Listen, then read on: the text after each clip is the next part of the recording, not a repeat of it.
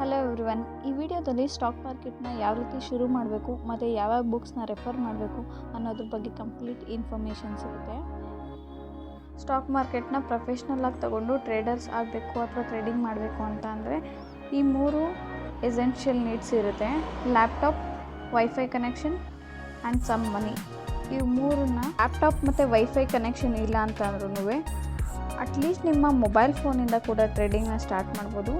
But trading start ಮಾಡೋಕ್ಕೆ ಮುಂಚೆ ಟ್ರೇಡಿಂಗ್ನ ನೀವು ಅರ್ಥ ಮಾಡ್ಕೊಳ್ಳೋದು, ಅದನ್ನು ತಿಳ್ಕೊಳ್ಳೋದು ತುಂಬ ಇಂಪಾರ್ಟೆಂಟ್ ಆಗಿರುತ್ತೆ. ಸೊ ಅದನ್ನು ತಿಳ್ಕೊಳ್ಳೋಕ್ಕೆ ಟಾಪ್ 5 ಬುಕ್ಸ್ನ ರೆಫರ್ ಮಾಡಬೇಕು ಅಂತಂದರೆ ಅದರಲ್ಲಿ ನಂಬರ್ 1 ಬಂದು ದ ಇಂಟೆಲಿಜೆಂಟ್ ಆಫ್ ಇನ್ವೆಸ್ಟರ್. ಈ ಬುಕ್ನ ನೀವು ಓದೋದ್ರಿಂದ ನಿಮ್ಮ ಇನ್ವೆಸ್ಟ್ಮೆಂಟ್ ಅಲ್ಲಿ ಯಾವ ರೀತಿ ಪ್ಲ್ಯಾನ್ನ ಮಾಡಬೇಕು, ಯಾವ ರೀತಿ ಸ್ಟಾಕ್ಸ್ನ ಸೆಲೆಕ್ಟ್ ಮಾಡಬೇಕು ಅನ್ನೋದನ್ನು ಗೊತ್ತಾಗುತ್ತೆ.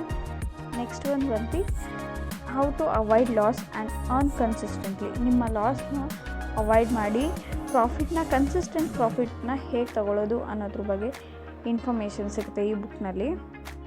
ನೆಕ್ಸ್ಟ್ ಬಂದು ನಮಗೆ ಥರ್ಡ್ ಬಂತು how I made 2 million in stock market ಅಂತ ಬರುತ್ತೆ.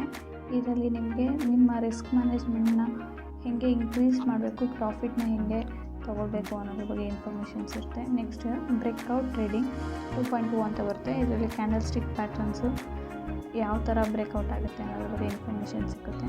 ಜೊತೆಗೆ ಪ್ರೈಸ್ ಆ್ಯಕ್ಷನ್ ಬೇಸ್ಡ್ ಟ್ರೇಡಿಂಗ್ ಅಂತ ಬರುತ್ತೆ. ಪ್ರೈಸ್ ಆ್ಯಕ್ಷನ್ನಲ್ಲಿ ಚಾರ್ಟ್ ಪ್ಯಾಟ್ರನ್ಸು, ಟೆಕ್ನಿಕಲ್ ಅನಾಲಿಸಿಸು ಎಲ್ಲದು ಇನ್ಫಾರ್ಮೇಷನ್ ಸಿಗುತ್ತೆ. Thank you for watching.